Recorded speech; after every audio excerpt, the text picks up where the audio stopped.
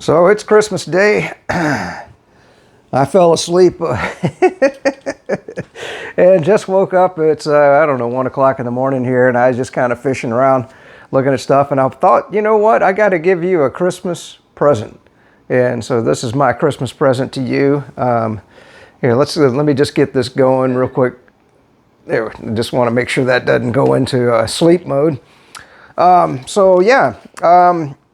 been fishing around. I found Rick Rule. I hope you got these ticker symbols correct. By the way, Kari Lake, I saw a video. I assume it's true that the judge ruled against her. So the shenanigans that took place in Maricopa County seem to have paid off for Katie Hobbs. May she rule well in Arizona. Although I want Kari Lake for vice president. That's who I want. Assuming that Trump wins the primary, we'll see. So we got Pan American Silver, PAAS. Rick Rule, I'm pretty sure this is the one he was talking about on a video that I watched. And by the way, what I do is I'll go in and I just place an open order on these things. Just so I don't forget the ticker symbol. I mean, we've only got so much time, right? I mean, you can only do so much research. I might have a buy-in for this on 10 shares. I couldn't tell you what the shares are selling for right now. You got, he also recommended MAG, M-A-G, MAG Silver Corporation. I put another bid in on that, I don't know, just for a couple hundred. And then SILV. By the way, I didn't even realize I had SILV in my portfolio before my wife stole everything. I had it in her portfolio, not mine. So I'm just now picking it back up again. I completely forgot about that. That's Silvercrest Metals Incorporated. Silvercrest Metals Incorporated, SILV. And then, of course, I still have an open order on Reyna Silver Corporation, RSNVF. And then I still have an open position on Newmont Corporation, NEM. So I did want to just briefly update you. We're doing extremely well with our precious metals portfolio. Platinum right now is posting a $51 gain to $1,038. That's up from it was down almost to about $800 not too long ago. So that's a huge increase. I'm doing extremely well with that position. Silver's up 21 cents, currently at 21.93. So it's going to break that 24 barrier, assuming that holds up in the futures market until Monday.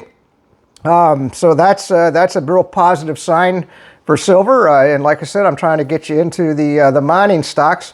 And then you've got gold up $10.32, which is currently sitting at 1806. That's $1,806, so it's up $10.32 in the futures market. So there you go. That's my Christmas gift. Merry Christmas. Merry Christmas. That's cybersecurity, guys, trying to help you. By the way, this is not investment advice, okay? You understand that. These are just things that I'm doing. I'm just trying to help you. All right, so let's get into the war. And this is one thing, because people tell me, they say, well, Kirk, you just look at one perspective on the war. Why don't you look at the other perspective? Because I do fish around and I listen to both sides of the story. So let's listen to both sides of the story and you make up your own mind. That's the beauty of free speech. So you see, with free speech, you have one side that believes what they believe, and you have another side that believes what they believe. And then somewhere in between, you have to make up your mind as to what you're going to determine. So let's hear both sides of the story.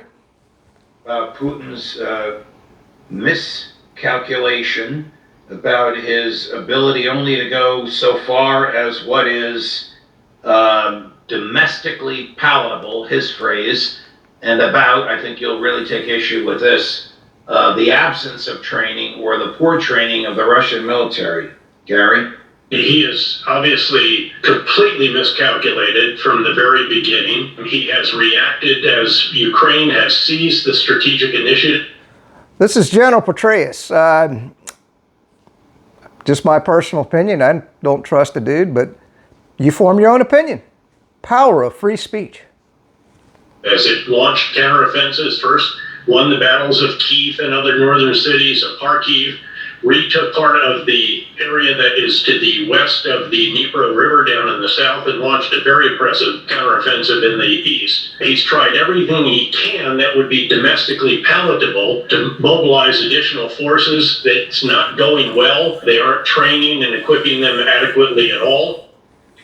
That was from my friend and former colleague Neil Cavuto at Fox News, his program 2 days ago. Colonel. Well, the kindest thing I can say is that Dave Petraeus is largely divorced from reality. And once again, David Petraeus has embraced this fictional narrative along the lines that I described before. And that's part of what he's going to do because he... This is Colonel Macgregor. You believe what you want, right? Do you want to believe Petraeus? Or do you want to believe Colonel Macgregor? Power of free speech, people. Isn't it a wonderful thing to sit here with this debate? Are the Russians losing? Is the million-man call-up something that the Ukrainians don't have to worry about? Is the movement of tanks into the theater of battle something that the Ukrainians might want to think about? Is the deployment of Patriot batteries by the United States really going to make a difference in the war? You make your own decision and you decide. Let's just listen a little more. I can only borrow so much because I have to put this in the context of my channel. You know, well, let's just get this going. A product of the very people that are trying to push us into war with Russia now. They pushed us into Iraq and Syria and Afghanistan, not just to defeat the enemy, not just to remove the regime, but to stay and occupy and transform. And he was in the forefront of all of that. So I think he's just sort of punching his ticket as a member of the in club with the status quo. And that's the status quo that's ruling us in Washington. They are largely divorced from reality. The Russian forces are not poorly trained. They're very well trained. As I think I mentioned before, I've watched several films that were made available to me through various sources in Europe. I was very impressed with the way the Russians operated. The Ukrainians, on the other hand, have taken such horrendous losses. They now admit to 35,000 missing. They admit to more than 100,000 killed. You start adding up the numbers, so you're looking at 150,000 plus who are dead. Now they're trying to force teenage boys at the age of 13, 14, 15 into uniform. They're now telling the disabled that you're going to be mobilized. They're literally scraping the bottom of the barrel. And these are hundreds of thousands of untrained people. The very thing that Petraeus is accusing the Russians of absolutely fits the description of the Ukrainian force arrayed against the Russians. All right, so we don't want to borrow too much from Colonel Macgregor. You can watch him on YouTube. He's been a guest commentator on various channels, and I've kind of made him one on mine. I hope I didn't borrow too much of his material. So what do you want to believe? Do you want to believe that the Russians are conscripting children, soldiers, and pushing them to the front, and they're being cannon fodder to the Ukrainians? Or do you want to believe the opposite, that the Ukrainians are doing the same thing? It's up to you. I leave the question open for your interpretation. I know where I'm leaning, and I will give you my opinion. I'm going to say the Ukrainians are losing badly. That's my opinion, okay? Based on all the... And by the way, I know Petraeus. He's an idiot. Macgregor, I've just been introduced to in the last couple of months. I never really knew him. I mean, if it was General Flynn, I would say 100% that, you know, we're getting good information. But it's hard, you know, to get out there on the internet. And now I've looked at, and that's the other thing. See, you know, I've been out on Rumble. You can go to Rumble, and there's a lot of war footage that I've seen that shows that the Ukrainians are losing badly. So this major offensive, I mean, are you in a deep freeze right now? I know I am. I've got my electric heaters running like crazy. Yeah, this little guy's going. It's not very energy efficient. I can't wait to see my bill for December, and I bet your bills are going to be pretty damn intense with this deep freeze that we're in the United States. And just thank the Biden administration for that, because they're the ones who basically declared war on our energy industry. And so when you see your electric bill, your gas bill, your oil bill, thank all the people that voted Democrat. These are the people that you got to hug. Give them a big hug, kiss them right on the lips, and say thank you so much for doubling my energy bills.